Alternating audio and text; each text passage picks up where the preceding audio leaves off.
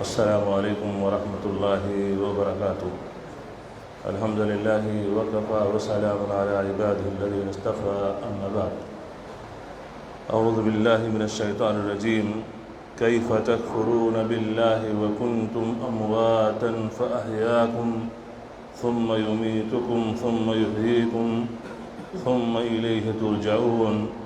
هو الذی خلق لکم ما فی الارض جمیعا ثم استوى إلى السماء فسواهن سبع سماوات وهو بكل شيء عليم۔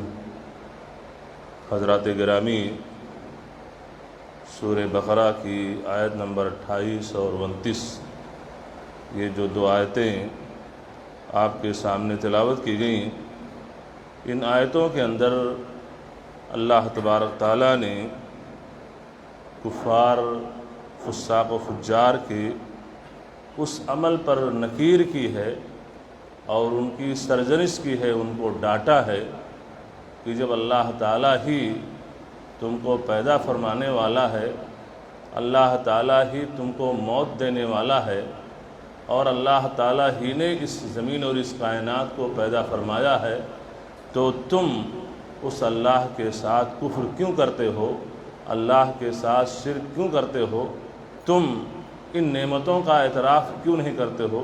تو اللہ تعالیٰ نے فرمایا کیف تکفرون باللہ وکنتم امواتا، تم اللہ کے ساتھ کفر کیسے کرتے ہو؟ وکنتم امواتا، اور تم مردہ تھے، فاحیاکم، تو اس نے تمہیں زندہ فرمایا، ثم یمیتکم، پھر تمہیں وہ موت دے دے گا، ثم یحییکم، پھر تمہیں وہ زندہ کرے گا، ثم الیہ ترجعون، پھر اس رب کی طرف تم لوٹائے جاؤ گے۔ هو الذی خلق لکم ما فی الارض جمیعا، وہی وہ ذات ہے جس نے تمہارے لیے زمین کی ساری چیزوں کو پیدا فرمایا۔ ثم استوى الی السماء، پھر اللہ تعالیٰ نے آسمان کا ارادہ کیا، فسواہن سبع سماوات، تو اللہ تبارک تعالیٰ نے 7 آسمانوں کو بہت درست اللہ تبارک تعالیٰ نے پیدا فرما دیا۔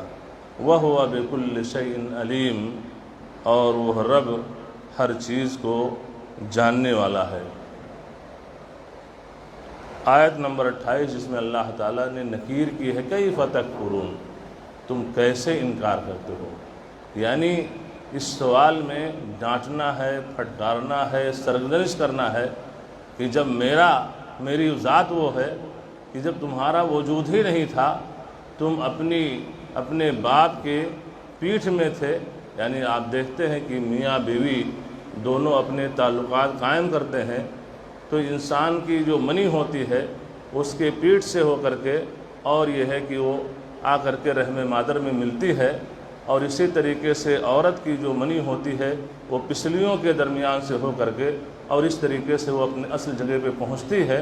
تو اللہ تعالیٰ نے اس کا ذکر کیا کہ کنتم امواتا، تم مردہ تھے، تمہارا کوئی وجود نہیں تھا، پانی کے حقیر قطرے سے اللہ تبارک تعالیٰ نے تم کو پیدا فرمایا، میاں بیوی کا ملاپ ہوا، نطفہ قرار پایا، حمل قرار پایا، 9 مہینے کی مدت گزری، اس کے بعد میں اللہ تعالیٰ نے تمہیں زمین کے اندر پیدا فرمایا، بغیر کسی سیمپل کے، نمونے کے، تمہارا کوئی وجود نہیں تھا، تم مردہ تھے، اللہ تعالیٰ نے تمہیں زندہ فرمایا، تمہاری پیدائش فرما دی۔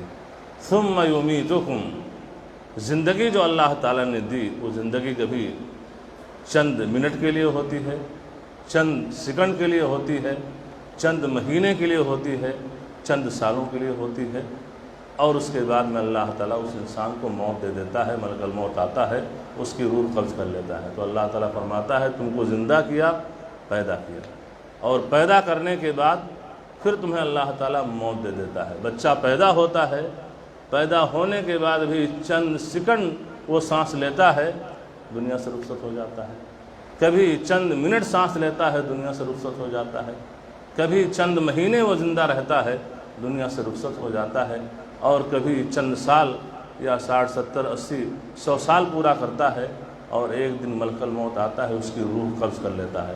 تو اللہ تعالیٰ نے ذکر کیا، مردہ تھے، زندہ کیا، پیدا کیا، پیدا کرنے کے بعد یہ جو زندگی اللہ تعالیٰ نے دی، اس کے بعد اللہ تعالیٰ نے پھر مردہ کر دیا، موت آ گئی۔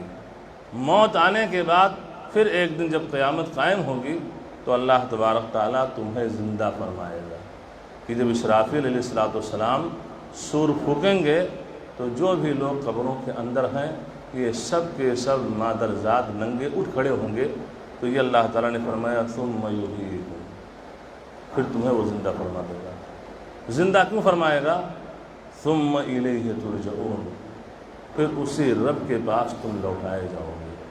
میدان محشر اللہ تعالیٰ وہاں موجود، اور اللہ کے پاس ساری کائنات، یہ ساری خلائق یہ موجود ہوں گی۔ تم اللہ تعالیٰ کے سامنے پیش کیے جاؤ گے تو اللہ تعالیٰ نے سرزنش کی ہے، ڈانٹ اور پھٹکار لگائی ہے کہ یہ نعمتیں اللہ تعالیٰ کی ہیں، یہ تمہاری اصل ہے اور تمہاری حقیقت ہے۔ تو جب وہ رب جس نے تمہیں اس طریقے سے پیدا فرمایا ہے، اب اس کے باوجود تم ادھر ادھر کہاں جا رہے ہو؟ اس رب کے ساتھ تم شرک کیوں کر رہے ہو؟ اس رب کے ساتھ کفر کیوں کر رہے ہو جبکہ یہ چیزیں تمہارے لیے جائز اور درست نہیں ہیں؟ اس آیت سے اہل علم نے اس بات کو بھی ثابت کیا ہے کہ انسان مرنے کے بعد دوبارہ زندہ کیا جائے گا، اور زندہ کرنے کے بعد اللہ تعالیٰ کے پاس واپس کیا جائے گا اور اپنے کیے ہوئے عمل کی اس کو جزا اور سزا ملے گی۔ ایمان بالیوم الآخر، ایمان کے جو 6 ارکان ہیں، 6 پلرز ہیں، اس میں سے ایک رکن کیا ہے؟ الایمان بالیوم الآخر، آخرت کے دن پر ایمان رکھنا کہ یہ کائنات ہے، یہ سب کچھ ہے، ہم ہیں، ایک دن یہ سب چیزیں فنا ہو جائیں گی اور اللہ کے سامنے ہم پیش کیے جائیں گے، ہمارے کیے ہوئے عمل کی پوری جزا اور سزا ہمیں ملے گی۔ تو یہ ایمان بالیوم الآخر ہے جس کو اللہ تعالیٰ نے یہاں ثابت کیا ہے کہ وہ دن آئے گا کہ تم اللہ کے پاس لوٹائے جاؤ گے۔ آج دیکھیے کہ کتنے ایسے لوگ ہیں جو اللہ کے ساتھ کفر کرتے ہیں، اللہ کے ساتھ شرک کرتے ہیں، غیروں کو تو چھوڑیے، جو دائرے اسلام سے باہر ہیں، جو شرک اور کفر کی دلدل میں ڈوبے ہوئے ہیں، ان کو تو چھوڑیے، کتنے ایسے ہمارے بھائی جو کلمہ گو ہیں، جو ہمارے ساتھ نماز پڑھتے ہیں، زکوٰۃ دیتے ہیں، رمضان کے روزے رکھتے ہیں، تلاوت قرآن کرتے ہیں اور دیگر بہت سارے اعمال صالحہ کرتے ہیں، لیکن تھوڑی سی مصیبت آئی، پریشانی آئی، تکلیف آئی، اپنے ہاتھوں کو اللہ تعالیٰ کے سامنے اٹھانے کے بجائے کسی غیر کے سامنے اٹھا دیتا ہے، اور اس مشکل گھڑی میں یا رحمان یا رحیم یا جبار یا ستار یا قہار یا غفار اللہ کے ناموں کا واسطہ دے کر کے اللہ تعالیٰ سے کی دہائی نہیں دیتا ہے بلکہ غیروں کی دہائی دے دیتا ہے، تو یہ بھی ایک طریقے سے اللہ کے ساتھ کفر ہوا، اللہ کے ساتھ شرک ہوا۔ اور اس سلسلے میں آپ کو معلوم ہے کہ کفار مکہ جو سینکڑوں دیوی دیوتاؤں کی پوجا کرنے والے تھے، اللہ تبارک تعالیٰ نے ان کے بارے میں ارشاد فرمایا کہ جب یہ فَإِذَا رَكِبُوا فِي الْفُلْكِ جَعَلُوا اللَّهَ مُخْلِصِينَ لَهُ الدِّينَ فَلَمَّا نَجَّاهُمْ إِلَى الْبَرِّ إِذَا هُمْ يُشْرِكُونَ کہ جب یہ کفار مکہ یہ کشتی میں سوار ہوتے تھے، اس وقت یہ چارٹرڈ فلائٹیں اور یہ لگژری گاڑیاں یہ سفر کے لیے نہیں ہوا کرتی تھیں، اس وقت انسان کشتی سے، پانی کی کشتی سے سفر کرتا تھا، یہ اونٹ کھچر اور گدھے ہوا کرتے تھے۔ تو اللہ تعالیٰ نے وہ نقشہ کھینچا ہے کہ فَإِذَا رَكِبُوا فِي الْفُلْكِ کشتیوں میں سوار ہوتے تھے، جَعَلُوا اللَّهَ مُخْلِصِينَ لَهُ الدِّينَ یہ اللہ تعالیٰ کو دین کو خالص کر کے اللہ تعالیٰ کو پکارتے تھے، یعنی جب ان کی کشتی سمندر کی موجوں میں پھنس جاتی تھی اور سمندر کی موجیں تھپڑے مارتی تھیں، کشتی ادھر سے ادھر، ادھر سے ادھر، اب ڈوبی کہ اب ڈوبی، یہ حال ہوتا تھا، تو اس نازک گھڑی میں یہ کفار مکہ سینکڑوں دیوی دیوتاؤں کی پوجا کرنے والے اللہ کو پکارتے تھے کہ اب اس مصیبت سے بچانے والا اور ہماری اس کشتی کو ساحل سمندر پر صحیح اور سلامتی کے ساتھ لگانے والا کوئی ہے تو وہ ہے جو عرش پر جلوہ افروز ہے، وہ ہے جو ساری کائنات کا خالق ہے، وہ ہے جو ساری کائنات کا چلانے والا ہے، وہی رب ہمیں اس مصیبت سے نجات دے سکتا ہے۔ تو اللہ کو پکارتے تھے، فَإِذَا رَكِبُوا فِي الْفُلْكِ دَعَوُا اللَّهَ مُخْلِصِينَ لَهُ الدِّينَ فَلَمَّا نَجَّاهُمْ إِلَى الْبَرِّ إِذَا هُمْ يُشْرِكُونَ۔ اللہ تعالیٰ نے فرمایا کہ جب انہیں نجات مل جاتی تھی اور خشکی پر وہ صحیح سالم واپس آ جاتے تھے، کشتی سمندر کی موجوں میں پھنسا کر کے اللہ کی مشیت شامل حال ہوتی تھی اور سلامتی کے ساتھ ساحل سمندر پر آ جاتے تھے، خشکی پہ آ جاتے تھے، تو کہتے ہیں کتے کی دم ٹیڑھی ہی، تو پھر وہ اذا ہم یشرکون، پھر اس رب کے ساتھ وہ شرک کرنے لگتے تھے۔ تو وہ ان کا کفر اللہ کے ساتھ تھا، لیکن مشکل گھڑی میں وہ اس ایک اللہ سے لگاتے تھے۔ اور آج ہمارا بھائی جو کلمہ گو ہے، جو اپنے آپ کو امت اسلامیہ کا ایک فرد شمار کرتا ہے اور اپنے دل و دماغ کے اندر نبی کریم صلی اللہ علیہ وسلم کی محبت کا دم بھرتا ہے اور اپنے اندر محبت رسول کا دعویٰ کرتا ہے، محبت رسول سے سرشار ہے، وہ اس کا دعویٰ کرتا ہے، لیکن جب اس قسم کے حالات ہوتے ہیں، مشکلات سے دوچار ہوتا ہے، چاہے وہ مشکلات سماجی ہوں، سیاسی ہوں، اقتصادی ہوں، یا کسی بھی ناحیے سے مشکلات ہوں، تو ان مشکلات میں اللہ تعالیٰ کو چھوڑ کر کے وہ غیروں کو پکارنے لگتا ہے۔ تو کہنے کا مطلب یہ ہے کہ کفار جو اس وقت تھے وہ جانتے تھے کہ حقیقت میں نفع و نقصان کا مالک اللہ ہے، وہ اللہ کو پکارتے تھے مصیبت کی گھڑی میں، لیکن آج کا مسلمان یہ ہے کہ اللہ پر ایمان رکھنے کے باوجود بھی اللہ کے ساتھ شرک کرتا ہے، یعنی قرآن تو پڑھتا ہے لیکن قرآن کریم کے معنی مفاہیم کو نہیں سمجھتا ہے۔ وہ تھے، عرب تھے، عربی زبان پڑھتے تھے، وہ سمجھتے تھے، لیکن ہم ہیں کہ ہم پڑھتے ہیں لیکن سمجھتے نہیں۔ قرآن کو سمجھ کر پڑھنے کی ضرورت ہے۔ جو بھی مسلمان نماز پڑھتا ہے، کوئی بھی نماز ہو، چاہے وہ سری نماز ہو، چاہے وہ جہری نماز ہو، چاہے وہ فرض نماز ہو، چاہے وہ نفل نماز ہو، چاہے وہ نماز عیدین ہو، چاہے وہ نماز استخارہ ہو، چاہے نماز جنازہ ہو، چاہے نماز چاشت ہو، کوئی بھی نماز جو انسان پڑھتا ہے وہ نماز بغیر سورہ فاتحہ پڑھے ناقص اور ادھوری رہتی ہے۔ اور سورہ فاتحہ کی ایک آیت کیا ہے؟ ایاک نعبد و ایاک نستعین۔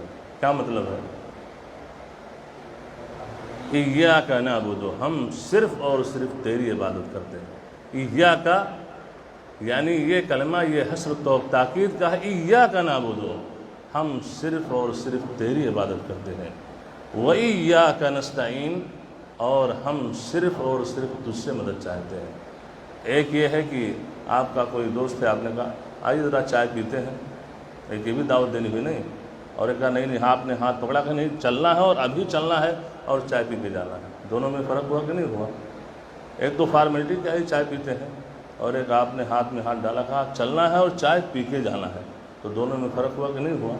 ایک آپ یہ کہیں کہ اللہ تعالیٰ ہم تیری عبادت کرتے ہیں اور تجھی سے مدد چاہتے ہیں، تو یہ نارمل چیز ہوئی۔ لیکن جب یہ کہا گیا ایاک نعبد، ہم صرف اور صرف تیری عبادت کرتے ہیں، و ایاک نستعین، اور ہم صرف اور صرف تیری مدد چاہتے ہیں، تو اس کا مطلب کیا ہوا کہ عبادتیں جو بھی ہوں صرف اللہ کے لیے ہوں۔ اور ہم سب کو معلوم ہے کہ دعا بھی عبادت ہے۔ دعا جو ہم اپنے ہاتھ کو اللہ تعالیٰ کے سامنے اٹھاتے ہیں، سجدے میں ہوتے ہیں، دعائیں کرتے ہیں، کوئی مصیبت ہے، کوئی پریشانی ہے، کچھ بھی ہے، ہم اللہ کو یاد کرتے ہیں اور اس کو نفع نقصان کا مالک سمجھتے ہیں، تو یہ ہے کہ دعا یہ عبادت ہے۔ اور جب دعا عبادت ہے تو عبادت کا سزاوار کون ہے؟ عبادت کس کے لیے ہونی چاہیے؟ عبادت اس اللہ کے لیے ہونی چاہیے۔ کہنے کا مطلب یہ ہے کہ انسان اس آیت کو ہر نماز میں پڑھتا ہے۔ اب آپ 5 وقتہ نماز ہی لے لیجئے، کتنی رکعتیں ہو جاتی ہیں انسان پڑھتا ہے، اور ہر رکعت میں انسان سورہ فاتحہ پڑھتا ہے اور اس آیت کو پڑھتا ہے، لیکن نماز پڑھ کے باہر نکلا، کوئی مصیبت کوئی پریشانی آئی تو کیا کہتا ہے؟ اللہ کو چھوڑ کے دوسروں کو، بلکہ اتنا تک کہہ دیتا ہے ارے بھائی آپ چاہ لیں تو یہ کام ہو ہی جائے گا۔ کہتے کہ نہیں کہتے ہیں؟ آپ چاہ لیں تو یہ کام ہو ہی جائے گا۔ ہمارے آپ کے چاہنے سے کوئی کام ہو سکتا ہے؟ ہمارے آپ کے چاہنے سے نہیں، دنیا کی پوری طاقت ایک طرف ہو جائے اور وہ کسی کو بنانا چاہے یا کسی کو بگاڑنا چاہے، تو یہ ممکن نہیں ہے، یہ ممکن نہیں ہے۔ چاہنے سے کس کے ہوتا ہے؟ جب اللہ تعالیٰ چاہے۔ وَمَا تَشَاءُونَ إِلَّا أَن يَشَاءَ اللَّهُ، تم جو کچھ چاہو تم کر نہیں سکتے ہو، اللہ تعالیٰ جو چاہے گا وہ ہو سکتا ہے۔ تو کہنا کیا چاہیے؟ اللہ تعالیٰ چاہے، اور اللہ تعالیٰ تو چاہتا ہی ہے، پھر آپ اگر چاہ لیں، آپ بھی تھوڑی کوشش کر دیں تو ہمارا یہ کام ہو سکتا ہے۔ ما شاء اللہ ثم شئت، اللہ تعالیٰ چاہے پھر آپ چاہ لیں۔ تو اس طرح کے کفریہ جملے بھی انسان ادا کر دیتا ہے کہ اس لیے کہ اس نے کتاب اللہ کو سمجھا نہیں، اس نے قرآن کریم کی تلاوت کی لیکن اس کے معانی مفاہیم کو سمجھا نہیں۔ تو کہنے کا مطلب یہ ہے کہ انسان کو جو یہ زندگی ملی ہوئی ہے، اس زندگی کی قدر کرنی چاہیے اور اللہ کے ساتھ کفر کرنے سے بچنا چاہیے۔ کفر کبھی انسان کو دائرہ اسلام سے خارج کر دیتا ہے، اور کبھی یہ کفر انسان کو بدعت تک پہنچا دیتا ہے، جو بدعت گمراہی ہے اور انسان کو جہنم میں لے جانے کا سبب ہے۔ اللہ تعالیٰ سے دعا ہے کہ اللہ تبارک تعالیٰ ہمیں اس آیت سے سبق حاصل کرنے کی توفیق عطا فرما، اور زندگی اور موت جو اللہ تعالیٰ تیرے ہاتھ میں ہے، جو تو نے ہمیں نوازا ہے، اس زندگی اور زندگی کے قیمتی لمحات کی اللہ تبارک تعالیٰ ہمیں قدر کرنے کی توفیق عطا فرما۔ قدر کرتے ہوئے مولا تیری اطاعت و فرما برداری کرنے کی، اور ہر وہ کام جس سے تیری معصیت لازم آتی ہو ان تمام چیزوں سے بچنے کی اور دور رہنے کی توفیق عطا فرما۔ وصلی اللہ علی نبینا محمد وعلی آلہ وصحبہ وسلم۔ والسلام علیکم ورحمۃ اللہ وبرکاتہ۔